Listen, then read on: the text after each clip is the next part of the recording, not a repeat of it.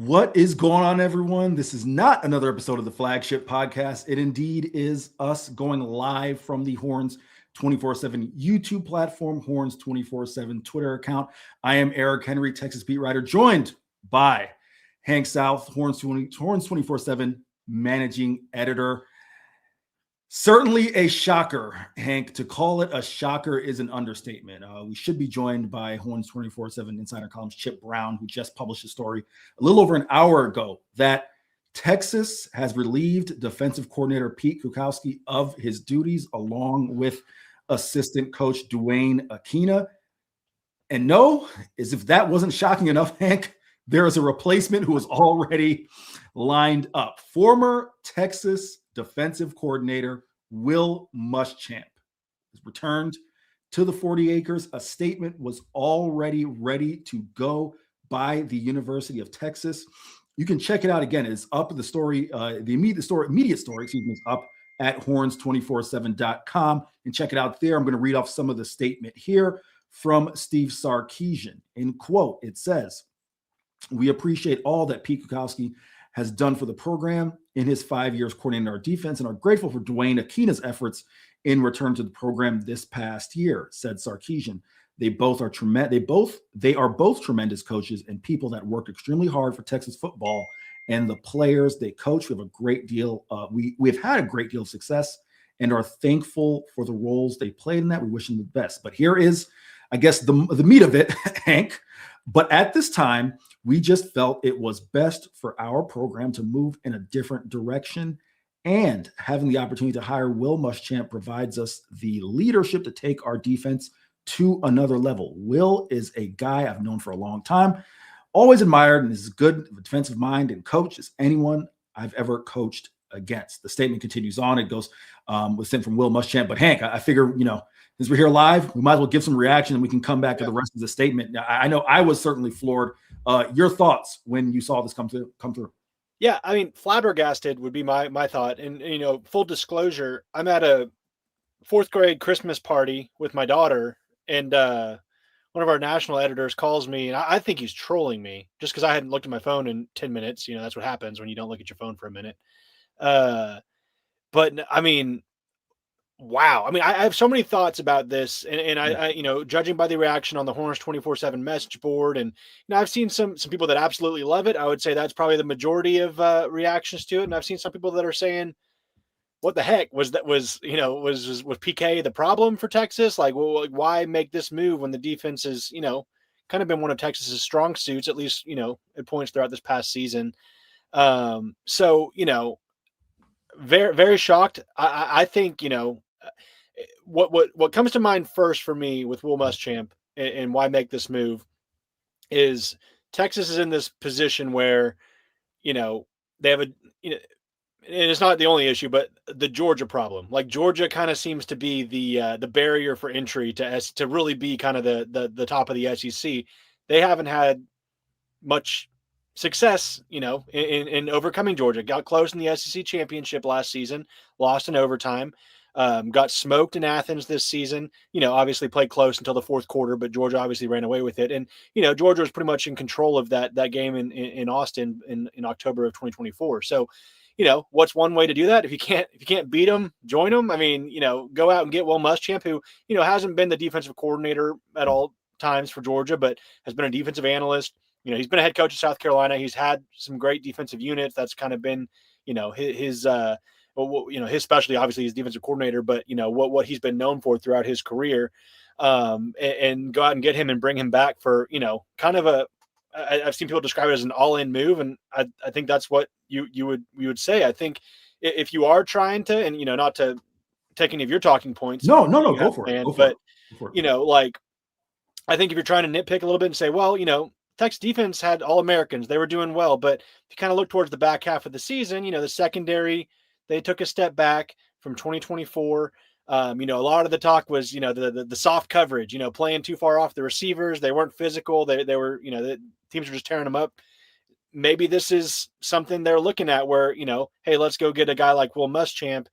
He coaches a very physical brand of football. He's very physical on the sideline. Texas fans will remember think it was a goal line stand in 05. I think it was his first year as DC at Texas. I think the clipboard hit his face or something hit his face. They get a 4th down stop on the goal line. Will Muschamp's on the sideline firing him up, and he's just bleeding down the side of his face.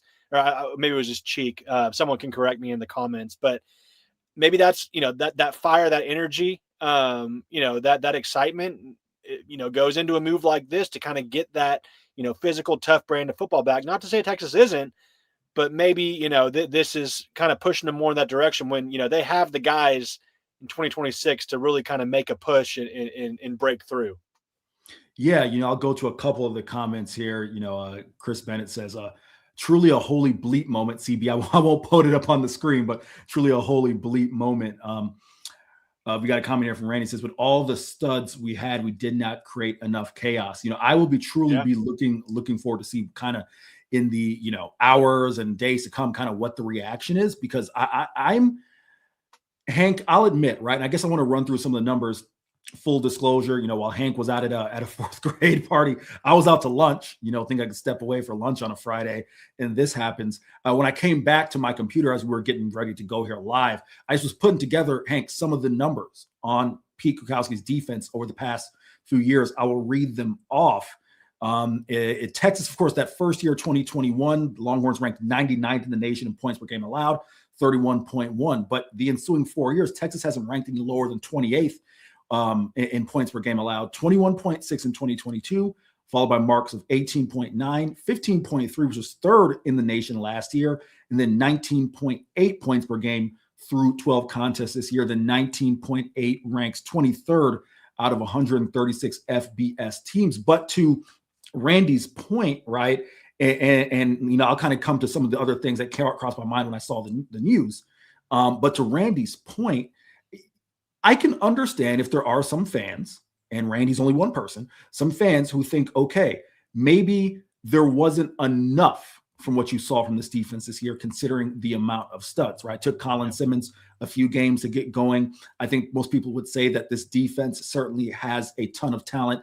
Maybe not, Hank, and I'll bounce this off you before I get to the other point about PK's contract situation, which is what stunned me, because he just received a contract extension recently. But I felt this year in specificity, Hank, and I'm curious your 10,000-foot view watching the team, for whatever level of regression, and forgive me if you see me checking my phone because obviously things are coming in, but for whatever level of regression you want to assign to this defense this year, I would say, okay, yes, you had a Colin Simmons, but you lost Andrew Makuba, who I think we all agree very much a linchpin to that secondary, right?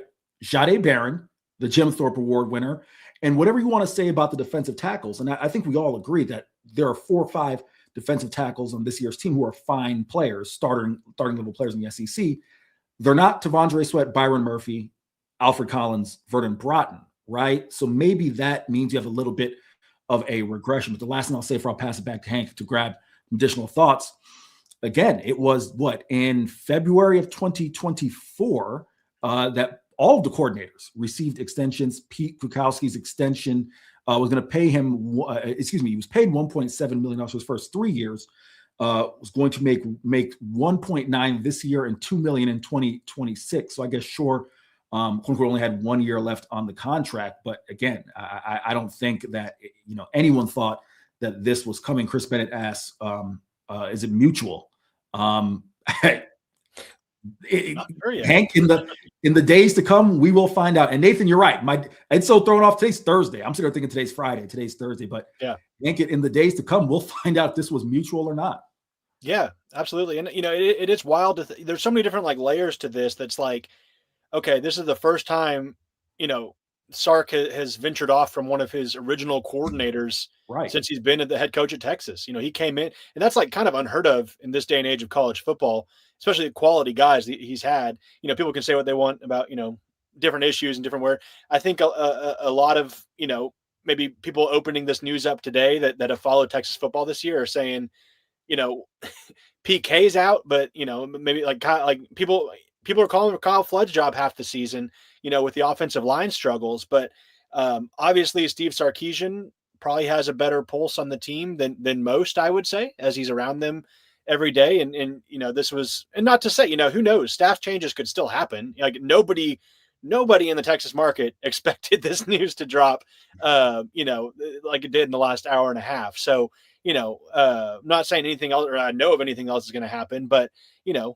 this could just be a thing. And, you kind of look at it, and people forget, like, Will Muschamp was Mac Brown's successor. Like, he was going to be the head coach of Texas when Mac Brown was ready to go. And, you can say what you want about that era after, the 2010 championship against Alabama. And, should they have done a move then? And, then obviously Florida swooped in and hired Will Muschamp from Texas. And then, we saw the decade that ensued after that. But I mean, this is, this isn't a guy that's like just, walking into, like, he is a high level and has consistently been a high level defensive coordinator, defensive mind, a head coach throughout his entire career, more specifically in the SEC. Like, you look back at these Florida teams when he was head coach, and, they got rid of him. They hired Jim McElwain. Jim McElwain immediately goes to the SEC championship game with Will Muschamp's players. So, for whatever reason, it didn't work out as a head coach. He still had competitive teams. He went to South Carolina. They had some success here and there. I think he was the DC at Auburn for a while. Like, he has a long resume, obviously, but a lot of SEC experience that can, maybe help navigate kind of how treacherous these schedules are going to be for Texas over the course of the next, few years with this 9-game conference schedule. So I think there's a lot of reasons you can say it makes sense. And there's a lot of reasons that, a lot of questions you have too. It's like, why is this the move? And, why aren't you making changes, elsewhere when, you struggled on the offensive side of the ball? And, so, yeah, I mean, there are, I don't know if it was mutual, but I think CB noted, wouldn't be surprised if he ends up at USC. I've seen mention of that as well, in terms of, probably worse landing spots, than to go from Texas to USC. But, and that's another good point, Nathan, too. Like, PK wasn't like, he can, recruits liked him. And like, I think he endeared himself to recruits, but yeah, you kind of wonder, you didn't see him on the road much, some of these other grinder coaches, like a Kenny Baker, like a Jeff Banks, like these guys that go out on the road and just kind of feed on it. Alan Clark, you didn't see PK much. And, coordinators are not always, the big recruiters, they're not always, going to go to every high school, but, you certainly saw, Kyle Flood out a little bit more than PK, and, not to knock him, while he's down, but maybe that was another area they wanted to kind of see an upgrade in terms of recruiting. Cause I think Will Muschamp really feeds on that. Yeah. Hank, I'm glad you made that point, because that's, if you're going to make this move, right, and try to talk about it, I think you have to look at it from a well-rounded 10,000-foot view perspective. As you're talking, I'm trying to pull up some numbers here as far as Will Muschamp, the last time he either was a head coach or in charge of a defense. It's easy to forget that, of course, Texas fans are very familiar with him from his time at Texas, but he has not been truly in charge of a defense.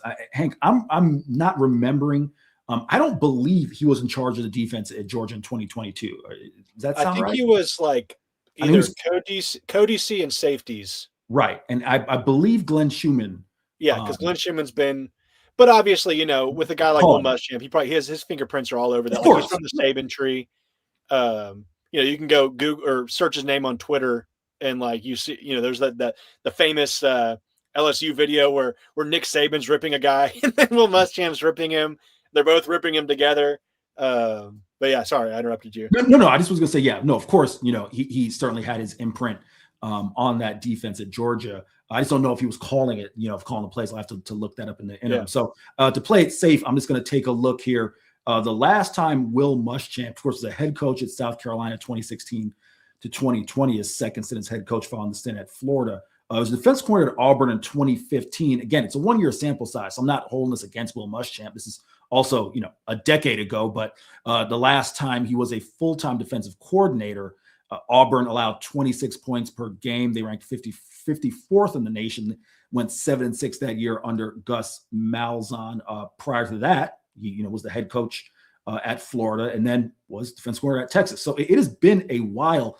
I think what surprised me the last I had heard was that Will Muschamp was enjoying watching his kids, right? Yeah. Like that the desire to get back into the grind of this job, right? Which is why he kind of stepped away from his role at Georgia, right? Full-time.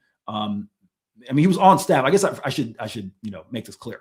You can ask Jordan Hill of Dogs 24/7 people on our Georgia site. Will Muschamp wasn't in the building daily, right, at Georgia this past year. He was, Jordan Hill came on and said it on episode of the Flagship podcast that Will Muschamp, he's always a phone call away if Kirby needs him, but he's not, there day in, day out. So it has been a while. Clearly the book bit him to want to get back into this. I guess I'll go back to the statement really quick and see, again, we're seeing if Chip Brown's gonna be able to join us here, as I know he's working on the story, probably working on, trying to get as many details as possible. Because we got a question here from CB before I get to that statement, right? Could Will Muschamp coach the defense in the Cheez-It Bowl? I mean, that feels a little soon. I mean, that's I don't think 12 days away, Hank. Yeah, I don't think you want him to coach that game. And not to say like, Texas has a lot of opt-outs on defense, rightfully so. These guys have NFL careers to prep for, and, they're not going to go lay it all on the line for the Cheez-It Bowl. However you want to consider that, it's not the playoff. But so just with that idea in mind, like, you don't want to roll Will Muschamp out there with some reserves that haven't played much or as much, may not get smoked by Michigan. I don't think Texas will get, run out of, the stadium, but maybe not the game you're looking for, and then, to have that off season where it's like, oh, well, he called this game and, they didn't play well. I would think like maybe like a guy like Johnny Nansen or, right. I'm trying to think who else might call the defense for the Citrus Bowl. So I don't know. What are your thoughts on that? No, I think Johnny Nansen would probably be the guy. I think, it's a little early to expect that there. Johnny Nansen, I can't think of, really anyone else. Kenny Baker wouldn't do it. Mark Orfe wouldn't do it. So yeah, of course. And remember Duane Akina as well. We mentioned Duane Akina also no longer with the program. So it's not like he's going to do it as well. I guess we'll have to see. Now, obviously Will Muschamp has a history of obviously played safety and has a history of coaching that position. Do you think this is a situation, Hank, where he serves a dual role? I don't think so. But I'm just curious. I don't. Go ahead. Yeah, no, I don't think so. Just because they've lifted that cap on assistants, like I think you want to go out and get as many guys that are specialized in positions as you can, and maybe they feel like he can do both. But I mean, last offseason you go out and hire Alan Clark specifically for the edge position, whereas PK was calling the defense and coaching edges prior to that. And yeah, like I said, I mean, there's no cap. Like there's a Nichols coach on Texas now with Kenoto Hudson.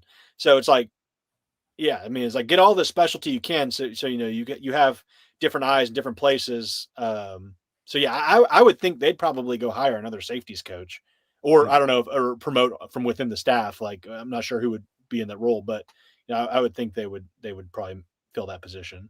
No, I'm inclined to agree with you, which means we'll be, it'd have been nice, if they'd have given us both roles, had two hires, made it a little easy on us, but we'll have to have our ears to the ground there on that one. Just to read the rest of the statement here from Texas football and Steve Sarkisian.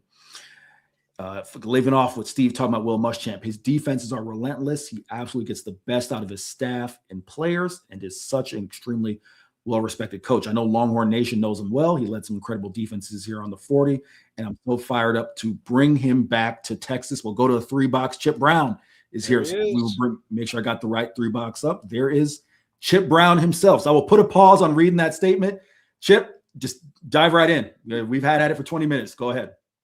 Yeah, I mean, interesting that Steve Sarkeesian, his last two hires, he's gone to and hired guys from teams that beat Texas.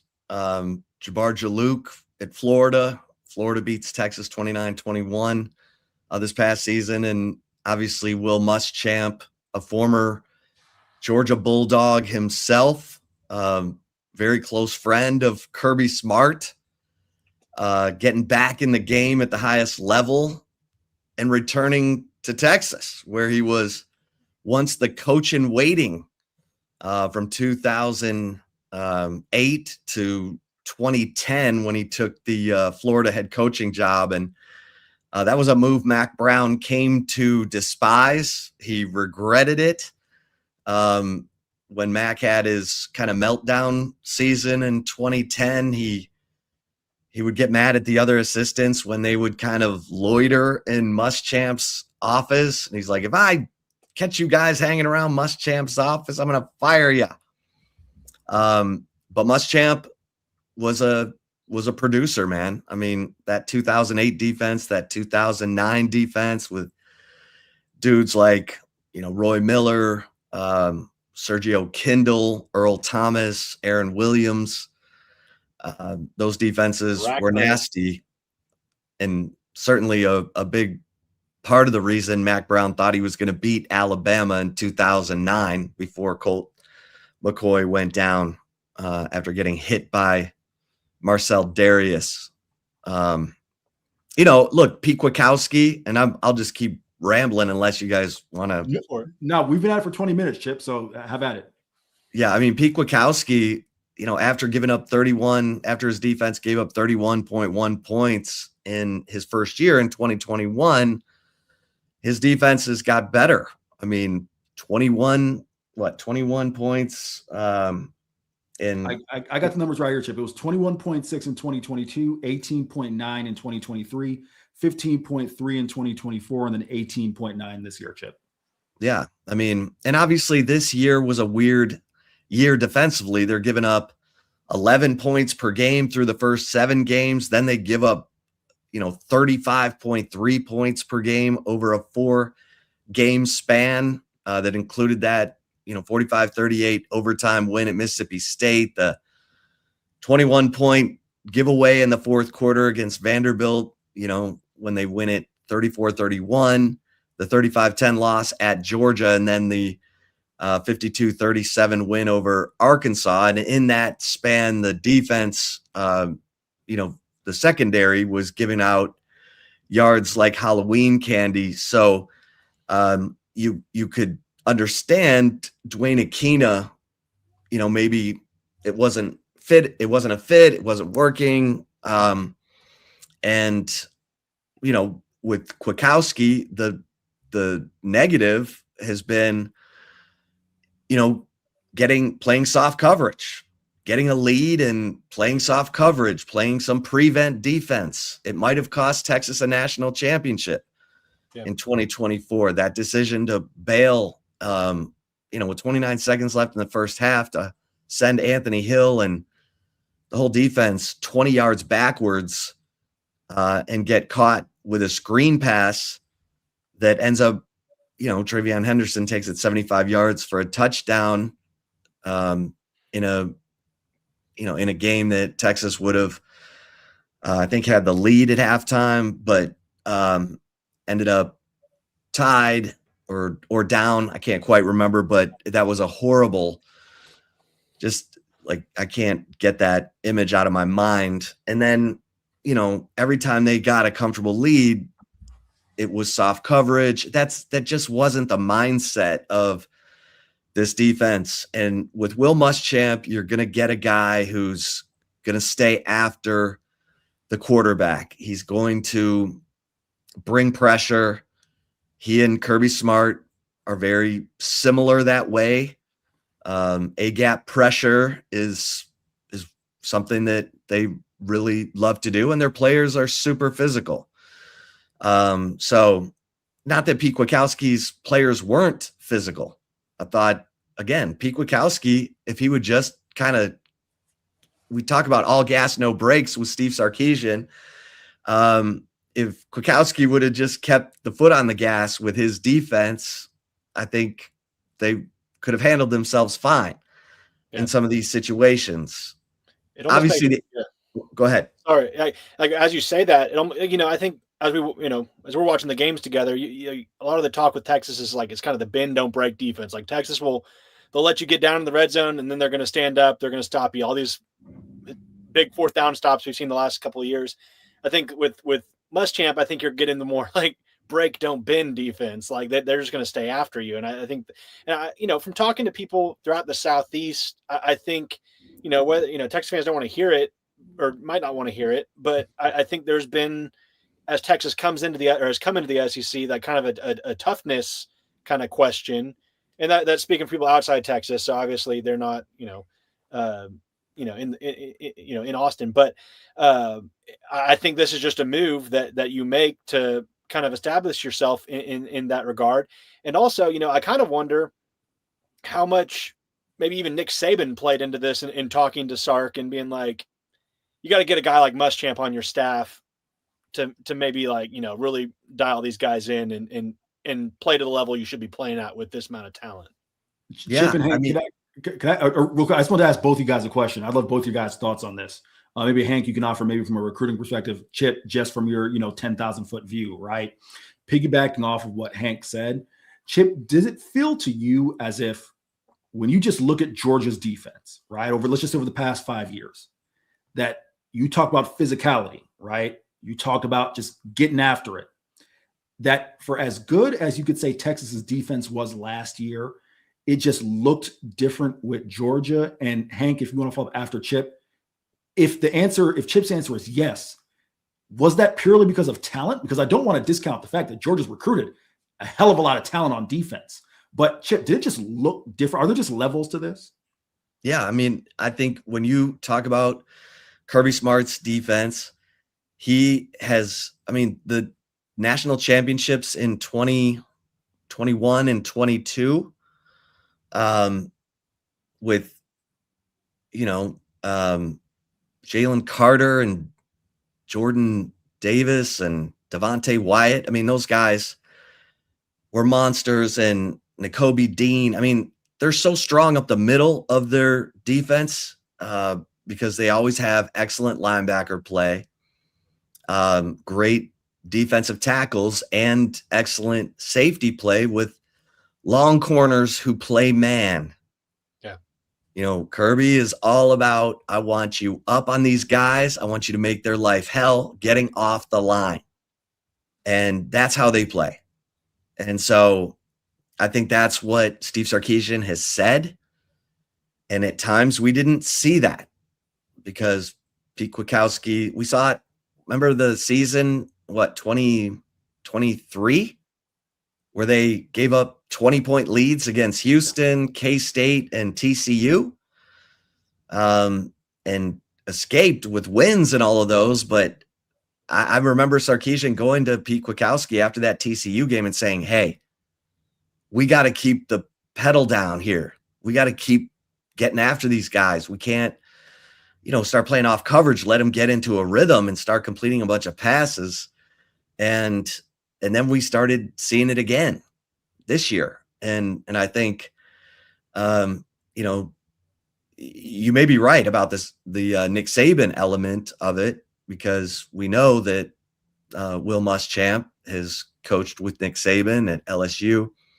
And I'm just intrigued that Muschamp is wanting to get back in at this level because his son Witt is a quarterback at Vanderbilt. And that's why Muschamp took a step back. He was co-defensive coordinator during the national championship seasons at Georgia, and then took a step back really to be able to go watch his son play, football at Vanderbilt. Now we know he was, backup to Diego Pavia.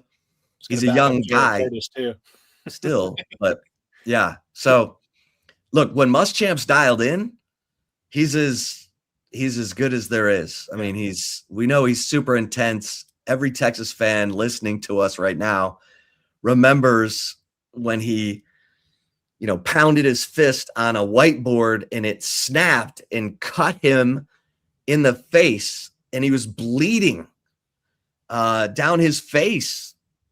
And that blood was on his face until he went in at halftime. And finally, I mean, he looked like a Halloween character out there with, his nickname is Coach Boom.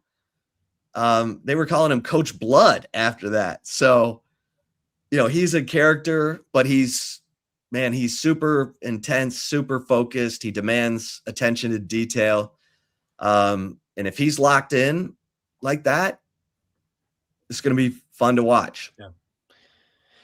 Yeah. I mean, from a recruiting perspective, I think what's interesting is, like, you bring in Will Muschamp and you have the bodies, you have the players that he's excelled. Like you have long cornerbacks, you have guys that can come up to the line, punch a receiver.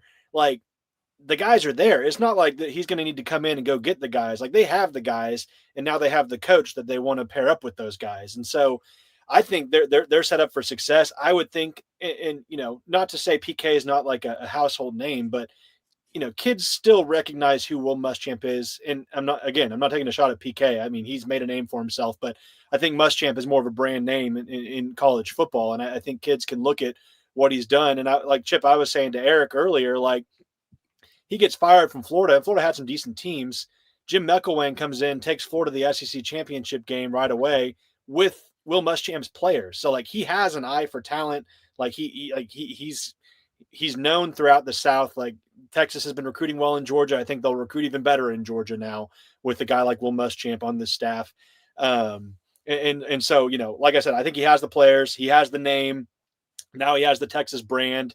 He can say, hey, I coached these guys at Georgia. I coached these guys at Texas. Like, kind of almost in the same light that we were talking about Duane Akina last year. It obviously didn't work out as I think many hoped with Duane Akina, but there was all these great stories of like big time players at Texas that, just raved about Duane Akina and would still rave about Duane Akina. He had, wasn't the best year in Austin, but I think CB mentioned it in the comments. I haven't been on Twitter in a minute, but apparently the Texas players are pumped about it on Twitter. Like, and you were listing off guys, I think of Brian Arakpo in the Muschamp era, Kendall. I mean, Lamar Houston, like, just like big time players that he can get the most out of. And I think that's another, notable thing about Kirby Smarts is, like, in this whole NIL era, he still gets these guys to buy in. You don't get the sense that these guys are all just playing for a payday. Like, they're playing for Georgia.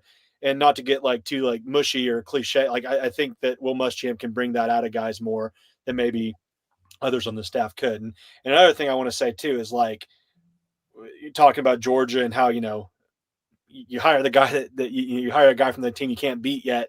Like, Georgia gets stronger throughout. Like, they're playing their best football in the fourth quarter, at least from a defensive standpoint. Like, they will lock teams down, and I think that's they want to tighten the grip hold.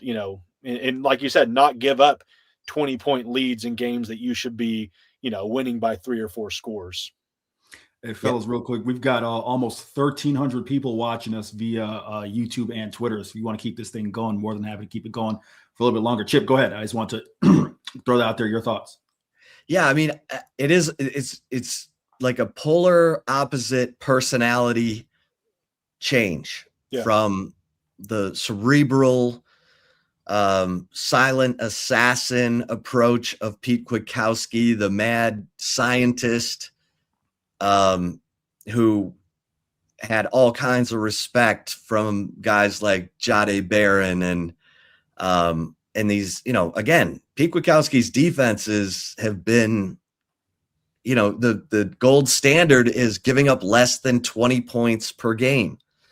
Well, he did that his last 3 years, just barely this year, but he's met the gold standard last year. The run defense this year has been outstanding. It was 10th, so he's done an excellent job, Pete Kwiatkowski. The difference is what, Hank, you were saying about that fire. Yeah. Muschamp is relentless. Yeah. And like I said, if he has the same energy that he brought in 2008, because quick story, one of the comments in here talked about thoroughbreds don't go backward. Well, I did a story, Sergio Kindle under Duane Akina. Duane Akina was the co-defensive coordinator in 2007. It did not go well. And part of the reason, not part of the reason, but they had Sergio Kindle dropping into coverage. Sergio Kindle is like Colin Simmons. He's a guy you want going after the quarterback. The first question I asked Will Muschamp when he got there in 2008, I said, have you had a chance to look at Sergio Kindle? And he said, oh yeah, he's going to be up on the line. And I remember talking to Sergio Kindle's high school coach about how much he was dropping into coverage in 07, and his high school coach said, "Thoroughbreds don't go backward." And that was the quote that from my story that sort of resonated. And for Muschamp to come in, basically the first thing he said is, yeah, Sergio Kindle needs to be rushing the passer. And he did, and became a second round pick. And unfortunately, he had an injury right after getting drafted by the Ravens. Would have loved to see him play for the Ravens. That basically ended his career before it ever started. But those guys loved Muschamp because he knew how to adjust. If the defense gave up a first drive touchdown, they would come back to the sideline, and Muschamp would be like, "Okay, here's what we're doing, blah, blah, blah, blah, blah." And the adjustment would work. Yeah. And that's what you got. I mean, the great coaches are the guys who can solve problems the fastest. And Muschamp has that ability, had that ability at Texas while he was here. I think what got him as a head coach, guys, is he didn't always identify the right offensive coordinator. Yeah. That's going to make or break a defensive minded head coach. Who's my offensive coordinator? Who's going to be the guy I trust on that side of the ball? And by coming to Texas with Steve Sarkisian as that guy, he's probably excited. I mean, he's like, okay, I got a guy who knows how to score points, and I know how to stop people, and I'm back at a place where I know I can get players. So it's interesting to me that he's going to be going up against his buddy, Kirby Smart. I mean, these guys are head to head now. I mean, Texas, maybe Muschamp can help Sark get over the Georgia problem. That was my thinking. That was my first thought was, if you can't beat them, join them. Not to say Texas can't beat Georgia without Will Muschamp. They got close in the SEC title game, but I mean, it's just for whatever it is. I mean, they've got somewhat of a Georgia problem, and this would certainly help address that. And guys, I mean, everyone wants to know what's going on with the offensive side, because that's the side that's had the most up and down over the last 2, 3, 4 years. And I think a lot of people are like, whoa, Pete Kwiatkowski. What about Kyle Flood here? Yeah. And I remember saying to Eric, is Steve Sarkisian going to let go of his running backs coach? We know Chris Jackson's contract is up in February, and that hasn't been renewed. And, so would Steve Sarkisian be replacing a running backs coach, a wide receiver coach, and his offensive coordinator all in the same offseason? And then bam, here comes Will Muschamp in as defensive coordinator. Duane Akina, who was here with Muschamp. Akina was here from 01 to 13, had coached the first 2 Thorpe Award winners in school history, and Michael Huff and Aaron Ross. One DB. I mean, Texas was DBU under Akina. Rod Babers, Terrell Brown, Cedric Griffin. It just, the list went, Aaron Williams, the list went on and on. And so, if Will Muschamp can bring back that kind of aggressive, dialed in mentality, and, with guys like Kenny Baker and Alan Clark, recruit the Southeast and find those Jalen Carters and, Devontae Wyatts, and then, yeah, this will go down as a big time power move. Chip, I'm hoping maybe we can tie some of this together here. We've got a lot of the commentary. I don't know if you had a chance to take a look at the board and the immediacy, but a lot of the commentary is that's a combination of these questions. Hank and I talked about it in the first kind of 15 or so minutes, just the instantaneous reaction to the move and our thought, of whether or not this was, a panic move or where this may have came from. I want to give you the opportunity to address that, but also to tie it all together. There have been some questions to whether Blake Gideon could return as well, and also whether Blake Gideon could return as well, whether this was a panic move or was this mutual. So if you can remember all three of those things, Chip, I'll let you have at it. Yeah, I mean, I think, time will tell if Pete Kwiatkowski was maybe looking around at other opportunities. But, one of the sources I talked to said this was Steve Sarkisian getting more aggressive. This is Steve Sarkisian trying to beat Georgia with a Georgia defense. And so, wow, I mean, if you're trying to upgrade from the 30th floor to the penthouse, okay. That's a lot of trust. That's a lot of, whether it was Nick Saban whispering in Steve Sarkisian's ear or what, that's a lot of trust that you can elevate. But, Will Muschamp's track record defensively is solid. I mean, he's been a part of national championship defense. He was not part of a national championship defense at Texas. He was at LSU, and twice at Georgia. So, this is a move, from what I'm hearing, by Steve Sarkisian to elevate this defense, to play the kind of man coverage and all the things that Steve Sarkisian has talked about, but we haven't always seen. And so that's okay. I wrote in the Insider a week ago that I was hearing Texas is going all in 2026, that they're going to be active in the portal. They're okay. How about Will Muschamp? In terms of going, yeah. I mean, I'm guessing that his salary is going to be over $2 million.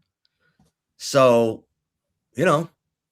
Texas is putting its money down and going all in, and we'll see how this translates with the players. And Lord knows what's going on with this team right now, preparing for the Cheez-It Citrus Bowl against Michigan, because it just seems like with this new portal window opening on January 2nd, it seems like chaos, but they are practicing. There are guys who are important to this team still practicing, even though we're at least 9, opt-outs into this thing. But yeah, so I'm surprised, like everyone, because that was not the side of the ball that I was looking at. I've been sniffing around like, okay, hey, is you hearing anything out there about new offensive coordinator at Texas or new offensive line coach? And then today we get new defensive coordinator. I think we'd heard that Akina was probably going to be, either retire or, let go. So that part was not a shock, but obviously Coach Boom coming back to Austin. Yeah, that was a surprise. Yeah, to hit your question on Blake Gideon, Eric. Sorry, I was just not thinking out loud. No, go for it. I just can't think of a scenario, because he's the defensive coordinator at Georgia Tech now. Right. Like, would he want to come and be the co-DC at Texas? Because I would think Will Muschamp is not. I think Will Muschamp is coming to call the defense. Like, I don't think he's going to have Blake Gideon. So I would, maybe, or does Blake Gideon want to go back to a safeties coach role? Like, I don't know, or a co-DC. Maybe they can pay him enough to convince him. And Will Muschamp has coached the secondary before. So if Johnny Nansen is staying and he's the co-defensive coordinator, linebackers coach, and he and Muschamp hit it off, I can see Muschamp either coaching the secondary himself or bringing in a hand-picked guy. That would be a step back for Blake Gideon. So maybe the timing isn't quite right, but Muschamp has coached the secondary before, and he played safety. Right. He was a walk-on at Georgia who became a captain. And he didn't really overlap with Kirby Smart at Georgia. He was finishing up right as Kirby was coming in, but he did help recruit Kirby to Georgia before he departed in, I think, 94, and Kirby arrived at Georgia in 95. So, but Muschamp can, he's coached the secondary, and I think that's been the real sort of, we heard, when Gary Patterson came in, Gary Patterson was like, here, let me show you how to run quarters coverage the way we ran it at TCU. And the guys liked it. They added some of that in. The cool thing about Kwiatkowski is he was open to changing things schematically, but I think from just like a default mechanism for Pete Kwiatkowski, it was always, hey, we got to keep everything in front of us. We're going to bow up in the red zone, and, that bend but don't break mentality, which works really well when you've got Tavondre Sweat and Byron Murphy and, guys like Colin Simmons and Anthony Hill. And then when you ask those guys to go backward, that's where it gets dicey. And I'm not trying to, I know I pile on that call at the end of the half against Ohio State, but Eric was sitting right next to me, and I go, what are they doing? Like, what is this? It just, after what we saw. TreVeyon Henderson does that to everybody. He's maybe like, but let Anthony Hill go get that guy, force those offensive linemen to have to hit somebody. So, they're not all scattered across the field trying to get an angle against three offensive linemen protecting that guy like, load of 18 wheelers coming down the field. But, that part of it, Steve, just put it this way. Steve Sarkisian's never going to have to go to Will Muschamp and say, hey, quit playing off coverage. Yeah. Will Muschamp's going to have dudes that are up on the line, physical, getting after receivers, making it hard for them. And if he doesn't see that, he's going to yell and scream until he does see that. Or at least that's the Will Muschamp we saw at Texas from 2008 to 2010. Fellas, I'll just say this real quick. And again, over 2,200 people joined us live. So we appreciate you joining us, watching us on the Horns 24/7 YouTube channel and the Twitter feed.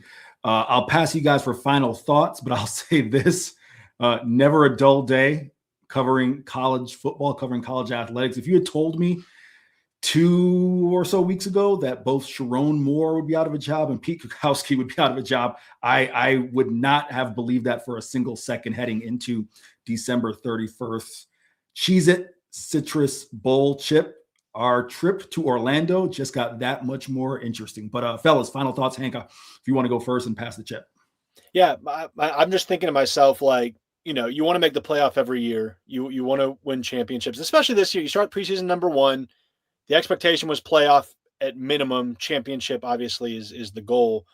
But are we going to look back on this offseason and say, hey, maybe missing the playoff wasn't the worst thing to happen to Texas football in 2025, where Sark noted it, in I think on the signing day press conference or at some point a couple of weeks ago, like saying, like, we have this full month to kind of do an audit of our program, audit of ourselves as coaches, and kind of see where we're at. And, with this new portal window, it's a 2-week window where, if you're playing in the CFP semifinals or quarterfinals, like, you have no idea what you might need. I mean, you would hope you did, with all the support staff and everything, but like you have guys still playing, guys that you can't really fully focus on the portal. You can't, look at your staff and self-evaluate. Texas has that luxury this year. They're practicing for the Citrus Bowl, but they also, they have time to kind of look at themselves in the mirror. And this is certainly an example of that, where it's like, I want to be, Sark looks at this team needs to be more physical on defense. We need to model the Georgia defense if we want to get to that next level.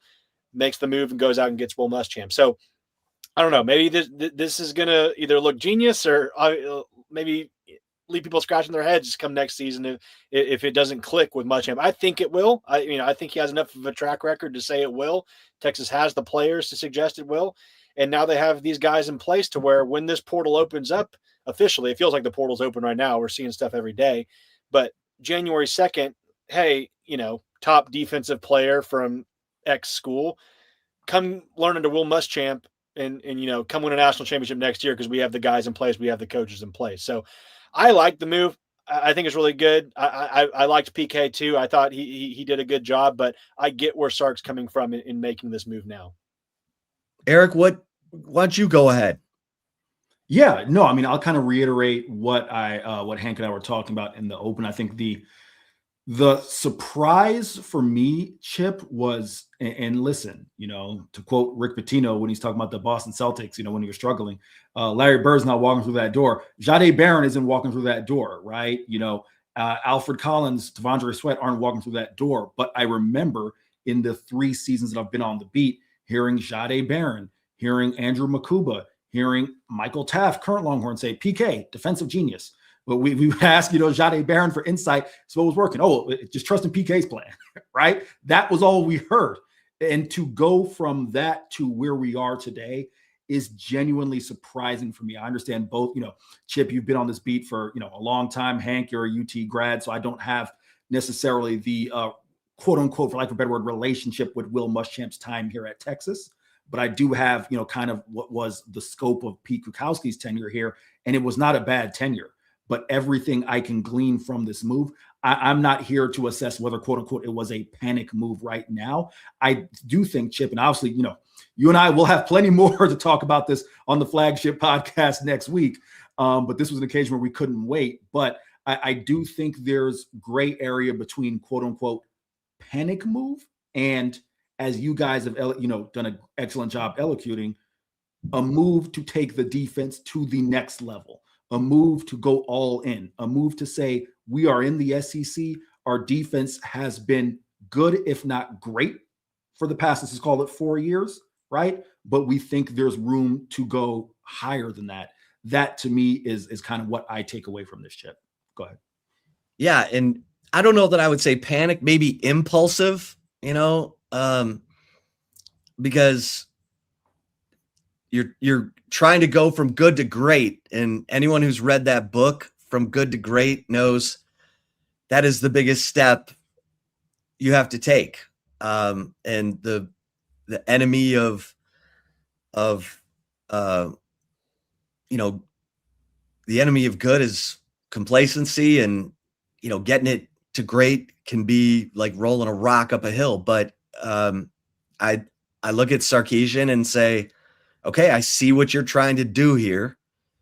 And if you're locked in and your team's culture is where you want it, and you all have the ability to bring in the kind of players you need to win big, and, Steve Sarkisian, Brandon Harris, the recruiting staff, they all have to be on the same page, and we'll see how that all ties together. Because look, Will Muschamp's been over here at Georgia doing it that way, and he was at Florida with guys, and he was at South Carolina with guys, and it's a successful defensive track record, and that's and it's aggressive. And I know that's what we've heard from Steve Sarkisian in, leading up to seasons, wanting to be aggressive, play man defense.